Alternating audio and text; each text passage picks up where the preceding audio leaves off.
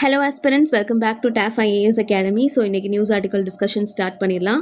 First news article பாருங்க. Yes, ASI transfers Rakigadi skeletons to ANSI for a scientific investigation. Okay, so Rakigadi, remember? Yes, IVCல one of the most important site, in fact largest site of Indus Valley Civilization அப்படின்னு நம்ம ராக்கிகாடி இந்த சைட்டை தான் நம்ம சொல்கிறோம். So அதில் அங்கே இப்போ ரீசெண்டாக டிஸ்கவர் பண்ண அந்த ஏன்ஷியன் ஸ்கெலிட்டன்ஸை இப்போது ஏஎஸ்ஐ வந்து ஏஎன்எஸ்ஐக்கு ட்ரான்ஸ்ஃபர் பண்ணுறாங்க. அதுதான் நமக்கு நியூஸ். ஓகே, ஸோ ஏஎஸ்ஐ அப்படிங்கிறது என்னது? Archaeological survey of India. And ஏஎன்எஸ்ஐங்கிறது என்னது? Anthropological survey of India. Okay, so mostly நம்ம நியூஸில் ஏஎஸ்ஐ பற்றி கேள்விப்பட்டிருப்போம், but very rarely we come across ANSI, right? So இன்றைக்கி நம்ம வந்து ராக்கிகாடி ஃபர்ஸ்ட் அந்த சைட்டை வந்து நம்ம ரிஃபர்பிஷ், நம்ம மெமரி again refurbish பண்ண போகிறோம். and then we will talk about ASI and then ANSI. okay, so first of all ராக்கிகாடி எங்கே லொக்கேட் ஆகியிருக்கு?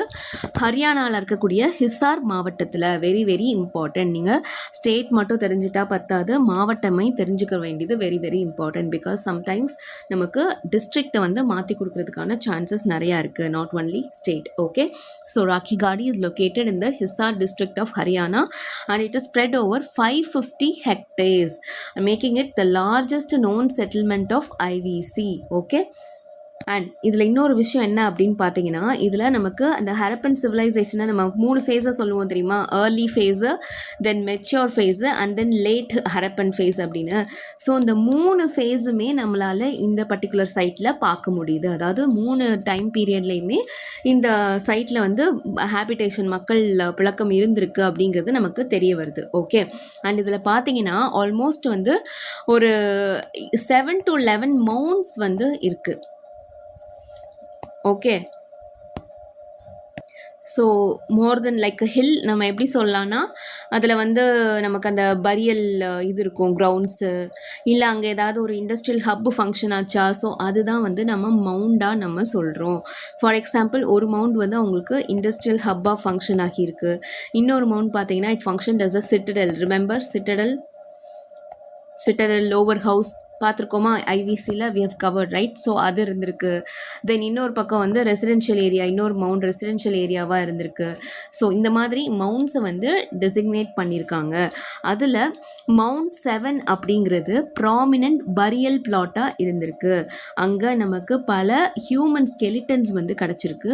அதில் ஒன்று தான் நமக்கு இப்போ நியூஸில் வந்திருக்கிறது. ஓகே, ஸோ இப்போ ரீசெண்டாக கண்டுபிடிச்சிருக்கிற ஒரு female skeleton. Okay, almost 4600 year old உமனுடைய ஸ்கெலிட்டன் மவுண்ட் 7லேருந்து கிடச்சிருக்கு. ஸோ அதை வந்து அனலைஸ் பண்ணுறதுக்காக தான் இப்போது ஏஎஸ்ஐலேருந்து ஏஎன்எஸ்ஐக்கு ட்ரான்ஸ்ஃபர் பண்ணியிருக்காங்க. ஓகே, அண்ட் அதில் நம்ம பார்க்கும்போது என்ன தெரியுது? ஸோ நமக்கு இண்டோ ஆரியன் மைக்ரேஷன்ஸ் நடந்ததாக இருக்கட்டும், இல்லை அந்த இரானியன் இன்ஃப்ளூயன்ஸ் இருக்குது அப்படிங்கிறத நம்மளால் பார்க்க முடியுது. And also it reveals an absence of steppe pastoralist gene. Okay, அதாவது அந்த ஸ்டெப்பி கிராஸ்லேண்ட் எக்கோசிஸ்டம் அது சொல்லுவோம் இல்லையா, அந்த ஏரியா பாஸ்டரலிஸ்ட் ஜீன் வந்து ஆப்சன்ஸ் ஆகிருக்கிறத நம்மளால் கண்டுபிடிச்சிருக்க முடியுது. ஸோ இதுதான் நமக்கு இப்போ ரீசெண்டாக நியூஸில் இருந்திருக்கிறது. Okay, and apart from this நமக்கு ராக்கிகாடி சைட் பொறுத்த வரைக்கும் இன்னும் நிறைய நமக்கு ஈவன் சீல்ஸ் கிடச்சிருக்கு. அந்த வெயிட்ஸ் அண்ட் மெஷர்ஸ் சொல்லுவோம் இல்லையா, அதெல்லாம் நமக்கு கிடச்சிருக்கு. தென் சின்ன சின்ன டாய்ஸ் இதெல்லாம் கூட கிடச்சிருக்கு. Okay, so this is all about this site. Now ASI, archaeological survey of India. Yes, அதனுடைய first founding member or director, first director general யார்? Alexander Cunningham. நமக்கு 1861 ஃபவுண்ட் பண்ணியிருப்பாங்க. And it works under which Ministry of Culture. Okay, responsible for archaeological research and conservation and protection of cultural monuments of national importance. Okay, and next Anthropological Survey of India. இது வந்து நமக்கு after independence 1945, sorry just before independence தான், ஐ மீன் literally after British ஈரானே சொல்லலாம். Okay, அப்போது வாரணாசி டைமில் establish பண்ணியிருக்காங்க. Later அதை வந்து கொல்கட்டாவுக்கு ஷிஃப்ட்டும் பண்ணியிருக்காங்க. Again it is a premier national research institute. It also functions under ministry of culture and it focuses on biocultural research. நேம்லே இருக்கா anthropological. So something to do with organisms, அது ஹியூமன் பீயிங்ஸாக இருக்கட்டும் இல்லை மேக்ஸிமம் ஹியூமன் பீயிங்ஸ் தான் cover பண்ணுவாங்க கரெக்டாக. So இப்போ நமக்கு ஹியூமன் ஸ்கெலிட்டன்ஸ், ஹியூமன் ஜெனட்டிக்ஸ், இது இப்போ ஜீன் கண்டுபிடிச்சி சொல்லியிருக்காங்க இல்லையா. ஸோ அந்த ஒர்க் அதை ஸ்டடி பண்ணுறது, இந்தியன் பாப்புலேஷனை ஸ்டடி பண்ணுறது எல்லாமே இந்த ஏஎன்எஸ்ஐயோடைய ரெஸ்பான்சிபிலிட்டி தான். Okay, duty. Okay, so yes, that's all about this one.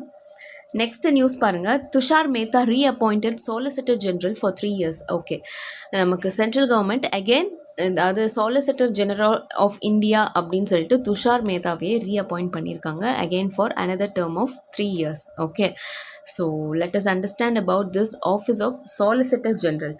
இது நமக்கு கான்ஸ்டியூஷனில் மென்ஷன் பண்ணியிருக்கா, கான்ஸ்டியூஷனல் ப்ரொவிஷன் என்ன, லீகல் ப்ரொவிஷன் என்ன, இதெல்லாம் தான் நம்ம பார்க்க போகிறோம். ஃபர்ஸ்ட் ஆஃப் ஆல், இது வந்து நான் constitutional post. Okay, see attorney general for India, இது வந்து நமக்கு article 76 of our constitution mention பண்ணி இருக்கு. இது வந்து constitutional office. Whereas solicitor general அப்படின்னு எடுத்துக்கிட்டிங்கன்னா அது கான்ஸ்டிடியூஷனல் போஸ்ட் கிடையாது. It is a statutory post. Statutory போஸ்ட்னா என்னது? It is post appointed by an act enacted by the parliament. Okay, so அந்த வகையில் this post is governed by the law officers conditions of service rules 1972. okay, so நமக்கு போஸ்டிங்கோடைய superiority அப்படின்னு பார்க்கும்போது he comes after what? Attorney General for India. So Solicitor General is the second highest law officer in the country. So first அப்போ யாரு? Attorney General தான். So அதுக்கப்புறம் நமக்கு வர்றது Solicitor General. whereas நமக்கு அவங்களுக்கு கான்ஸ்டிடியூஷனல் போஸ்டிங் கிடையாது. It is a statutory post. Okay, and what is their main role? So their main role or function is to assist Attorney General of India in fulfilling official duties and to represent Government of India before Supreme Court and Constitutional Courts. Yes, நிறைய கேஸில் நமக்கு இந்த துஷார் மேத்தா அவர்களுடைய பேர் தான் பார்த்துருப்போம் கரெக்டாக. Central கவர்மெண்ட்டுக்கு அவர் தான் வாதாடுவார். ஃபார் எக்ஸாம்பிள், நம்ம ரீசெண்டாக சபரிமலா கேஸை ஃப்ரீக்வெண்ட்டாக ஃபாலோ பண்ணுறோம் கரெக்டாக. அதனுடைய ஹியரிங்ஸ் எல்லாம் டைம் அண்ட் அகெயின் வர்றப்போ வி ஃபாலோ, ரைட்? அப்போல்லாம் சாலிசிட்டர் ஜெனரல் இந்த பாயிண்ட் பேசியிருக்காங்க. அதுக்கு வந்து சுப்ரீம் கோர்ட் ஜட்ஜஸ் வந்து இந்த ஆர்குமெண்ட், கவுண்டர் ஆர்குமெண்ட்ஸ் வந்து வச்சுருக்காங்க. இப்படி தான் நம்ம பார்த்துருக்கோம் கரெக்டாக. ஸோ கவர்மெண்ட் சைடு வந்து, ஸோ அதுவுமே இவங்களுடைய major function. And then appointing authority அப்படின்னு பார்க்கும்போது, ஸோ சென்ட்ரல் கவர்மெண்ட் அப்பாயின்மெண்ட் அப்படின்னு பார்த்தோம் இல்லையா. So appointments are officially cleared by appointments committee of the cabinet based on recommendations and notifications are processed by department of personnel and training. Okay, so department of personnel and training வந்து அதில் notify பண்ணுறது. ஏன்னா அவங்க தான் இந்த appointment grievances எல்லாமே பார்த்துக்கிறது கரெக்டாக. So that department will take it to. Okay, so now what is the news? Tushar Mehta is again reappointed for another term. 3 years termக்கு reappoint பண்ணியிருக்காங்க. ஓகே, ஸோ தட் நமக்கு வந்து அந்த எல்லா கேஸ் இப்போ கான்ஸ்டியூஷன் ஆல்ரெடி அவங்க வந்து கான்ஸ்டியூஷனல் கோர்ட்டோ இல்லை supreme கோர்ட்டில் என்னென்ன கேஸில் வந்து வாதாடிட்டு இருக்காங்களோ அது எல்லாமே ஒரு கண்டினியூட்டி மிஸ் ஆகாமல் இருக்கும் அப்படிங்கிறதுக்காக. Okay, so that's all about this one. Next news பாருங்க. Core sector growth slows to 0.5% in May.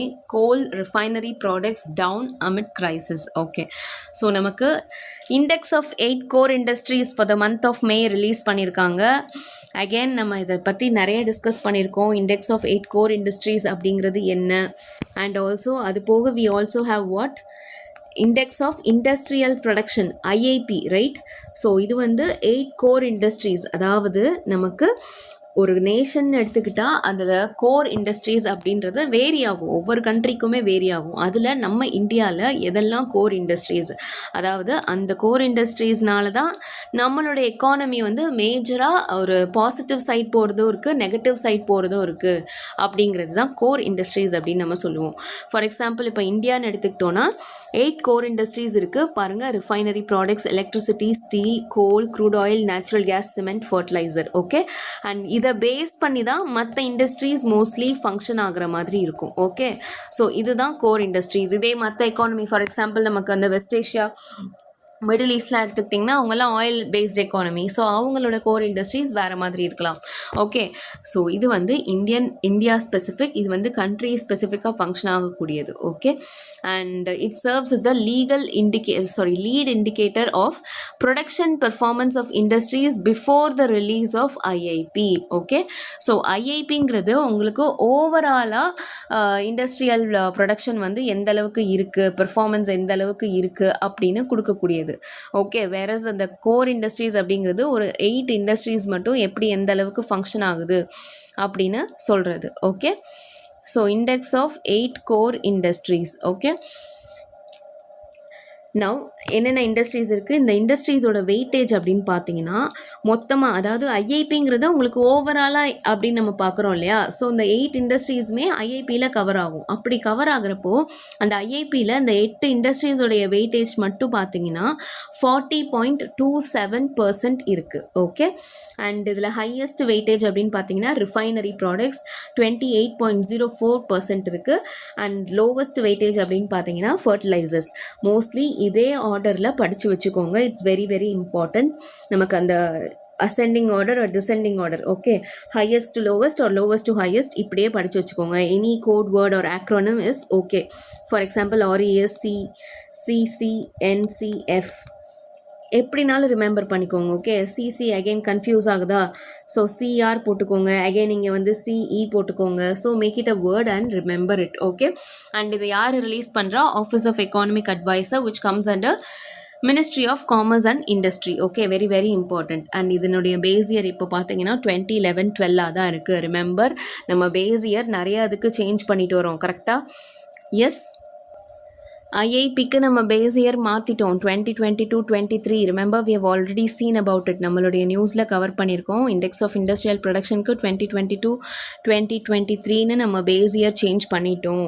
Okay, whereas நமக்கு இந்த 8 கோர் இண்டஸ்ட்ரீஸ்க்கான பேஸ் இயர் வந்து இன்னும் சேஞ்ச் ஆகலை. It is still 2011-12. Okay, so it's very very important that you remember this. Okay, so நம்ம என்ன சொல்லியிருக்காங்க, இந்தியாவுடைய கோர் செக்டர் க்ரோத், இந்த 8 கோர் இண்டஸ்ட்ரீஸோடைய data for the month of May release பண்ணியிருக்காங்க.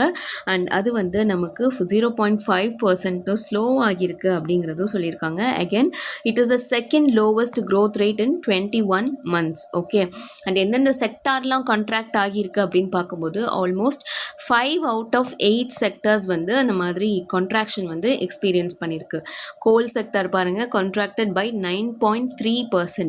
அண்ட் ரிஃபைனரி ப்ராடக்ட்ஸ் அகெயின் 8.7% வந்து contract ஆகியிருக்கு. And crude oil, natural gas, fertilisers எல்லாமே கான்ட்ராக்ட் ஆகியிருக்கு. வேறஸ் ரெசிலியன்ட் செக்டர்ஸ், அதாவது எந்தெந்த செக்டார்ஸ்லாம் கொஞ்சம் அந்த பாசிட்டிவ் க்ரோத் காட்டியிருக்கு இந்த மந்த் ஆஃப் மே அப்படின்னு பார்த்தீங்கன்னா electricity, cement and steel. Okay, so இதுதான் ஓவரால் நியூஸுடைய க்ரக்ஸு அண்ட் அதனுடைய background. Very very very very important. Okay, next news பாருங்க. Net FDI jumped to $6.6 billion in April, highest in nearly 5 years. Okay, so net FDI அதாவது foreign direct investment நமக்கு April 2026 data இது. So அது வந்து almost $6.6 billion April மந்தில் reach பண்ணியிருக்கு. Almost ஒரு 5 years high அப்படிங்கிறத இந்த நியூஸ் வந்து சொல்லுது. நமக்கு இந்த கிராஃப் பார்த்தாலே அண்டர்ஸ்டாண்ட் பண்ணிக்கலாம். ஏப்ரல் 2025 இருக்கிறதுக்கும் அகெயின் அந்த செப்டம்பர் 2025 அந்த மிடில் வந்து நமக்கு டிராஸ்டிக்காக குறைஞ்சிருக்கு. அண்ட் அகெயின் ஏப்ரல் 2026 ஒரு ஹிஸ்டாரிக் ஒரு ஹை ரீச் பண்ணியிருக்கு அப்படிங்கிறதே பார்க்கலாம். ஸோ இதுலேருந்து நமக்கு என்ன தெரியுது, FDI இன்ஃப்ளோ வந்து ஃபாரின் இன்ஃப்ளோஸ் அப்படிங்கிறது அதிகமாக இருக்குது அப்படிங்கிறத நம்ம பார்க்குறோம். Okay, so now let us understand the core concept net FDI.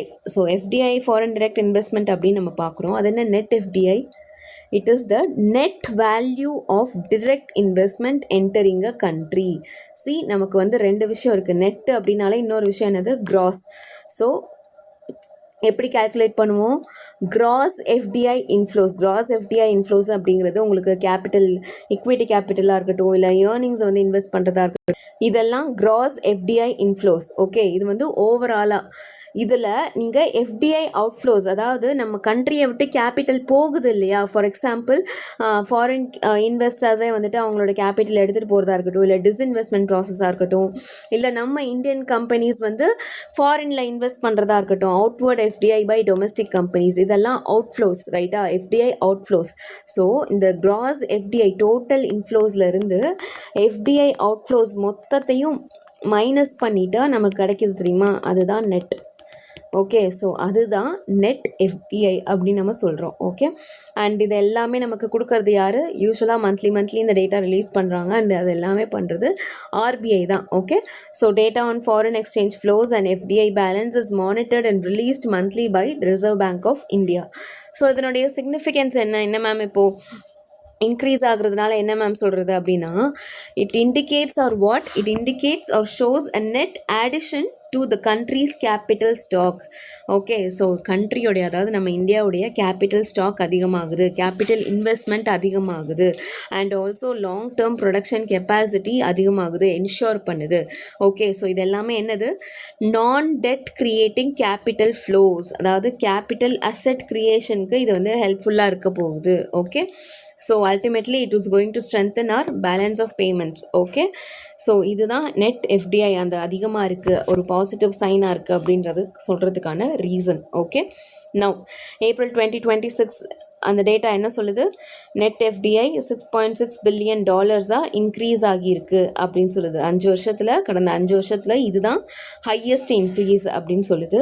And உங்களுக்கே தெரியும், நமக்கு வெஸ்ட் ஏஷியா க்ரைசிஸ்னால கேபிட்டல் அவுட்ஃப்ளோ, அதாவது கேபிட்டல் ஃப்ளைட் அப்படிங்கிற ஒரு கான்செப்ட் நம்ம ஆல்ரெடி கவர் பண்ணியிருக்கோம் நியூஸில்.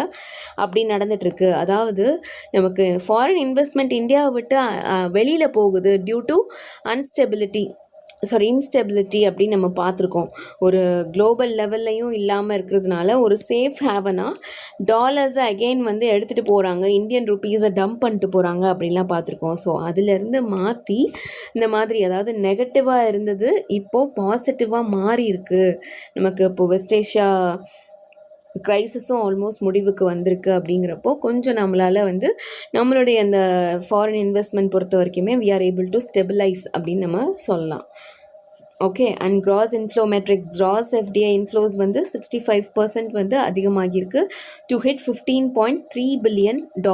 ஓகே, அண்ட் மேஜராக இன்வெஸ்ட் பண்ணியிருக்க கண்ட்ரீஸ் எதெல்லாம்? Japan, Singapore and Mauritius. Okay, and outward investment, அதாவது நம்ம இந்தியன் கம்பெனிஸ், டொமஸ்டிக் கம்பெனிஸ் மற்ற ஃபாரினில் டெரிட்டரியில் இன்வெஸ்ட் பண்ணியிருக்கிறது பார்த்திங்கன்னா அதுவுமே அதிகமாகி இருக்குது. Okay, and mostly US and Cayman ஐலண்ட்ஸில் வந்து இன்வெஸ்ட்மெண்ட் அதிகமாக இருந்திருக்கு. Okay, so that's all about this one, and that's all for today. Thank you so much for watching. See you tomorrow.